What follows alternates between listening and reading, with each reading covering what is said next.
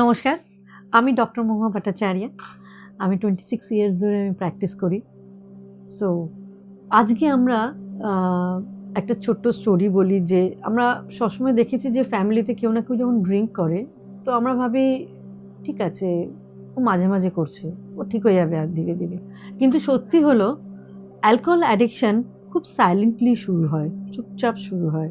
কখনো it starts from the any occasional, কখনো stress, কখন যে এটা ডেলি ড্রিঙ্ক হয়ে যায় এবং যতক্ষণে ওই ফ্যামিলি বুঝতে পারে এটা অনেকটা প্রোগ্রেস করে যায়, অনেকটা ড্যামেজ করে নিয়েছে।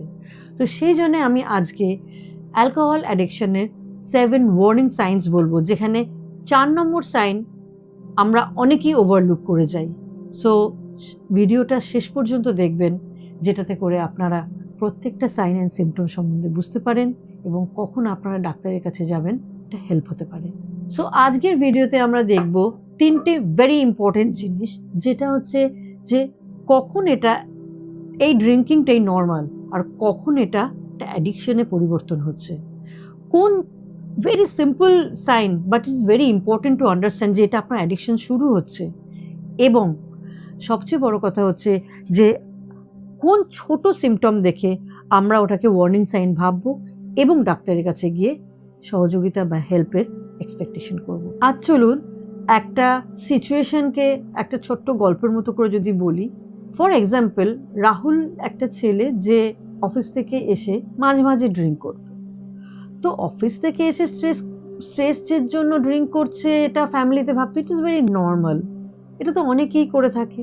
বাট ধীরে ধীরে সে লেটে আসতে শুরু করলো বাড়ি। ধীরে ধীরে তার বিহেভিয়ার চেঞ্জ হলো, ছোটোখাটো কথায় রেগে যেত, ফ্যামিলি থেকে দূরে চলে যেতে লাগলো ধীরে ধীরে। কিছু মাস পরে ছেলেটির অ্যাডিকশন এমনই অবস্থায় গেল যে তার জব রিস্কে চলে এলো। তখন ফ্যামিলি মেম্বার বুঝতে পারলো ওটা কিন্তু একটা নর্মাল ড্রিঙ্কিং ছিল না, এটা কিন্তু একটা অ্যাডিকশনের খুব স্টার্টিং সিমটমস ছিল।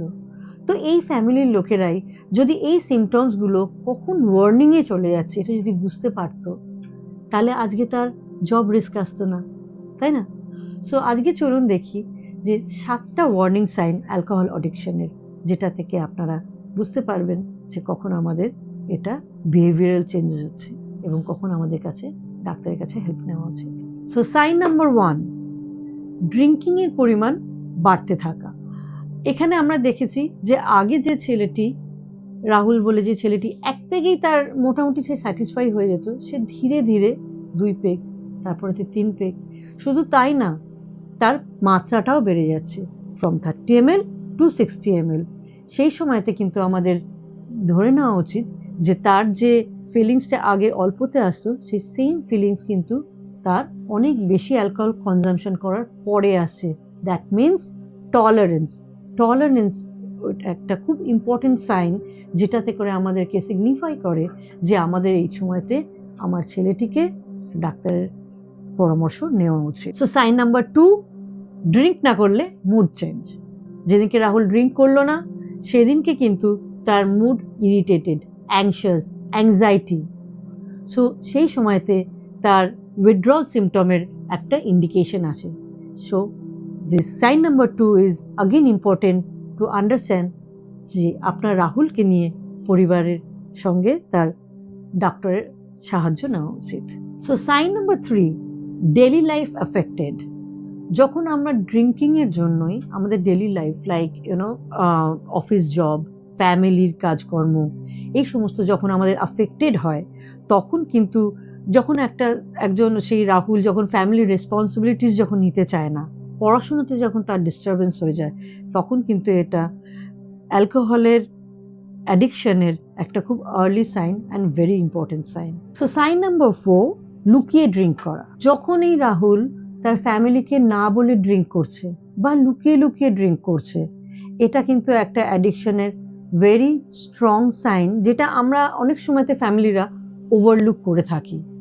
So this sign number 4 is very much important among these 7 warning signs of addiction. So sign number 5 is behavior change. Alcohol পেল না রাহুল, কিন্তু তখনই তার মুডটা খুব বিগড়ে গেল, বিহেভিয়ার চেঞ্জ হয়ে গেল, রাগারাগি, তো এই behaviour change is again a very much a warning sign of a alcohol addiction. Sign number 6, বারবার ছেড়ে দেব। সো রাহুল বলছে আজ থেকে আর টাচই করবো না, আজ থেকে তো একদম নয়, বাট সে আবার ঘুরে ফিরে back to square one.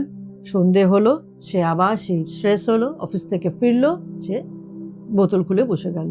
But this is a very very strong and common alcohol addiction symptom. Sign number 7, so যখন আমাদের প্রবলেম হওয়ার পরেতেও ফ্যামিলিতে প্রবলেম হচ্ছে, শরীরে প্রবলেম হচ্ছে, কিন্তু আমরা ড্রিঙ্কিং ছাড়তে পারছি না, it is a very very important problem. সেই সময় কিন্তু ইমিডিয়েটলি ডাক্তারের পরামর্শ নেওয়া উচিত। সো ফাইনালি আমরা কি বুঝলাম যে alcohol addiction is a treatable condition. যত তাড়াতাড়ি আমরা এটাকে ডাক্তারের সাহায্য নিয়ে পরামর্শ নিয়ে আমরা ট্রিট করতে পারবো, অত তাড়াতাড়ি আমরা ঠিক হয়ে যাব। এবং সেই জন্যে আমরা নেক্সট ভিডিওতে আমরা দেখব যে এই অ্যালকোহল অ্যাডিকশনের স্টেপ বাই স্টেপ প্রসেসটা কী। তাই চলুন আমরা নেক্সট ভিডিওর জন্য রেডি হই to understand what are the different steps to quit your alcohol addiction.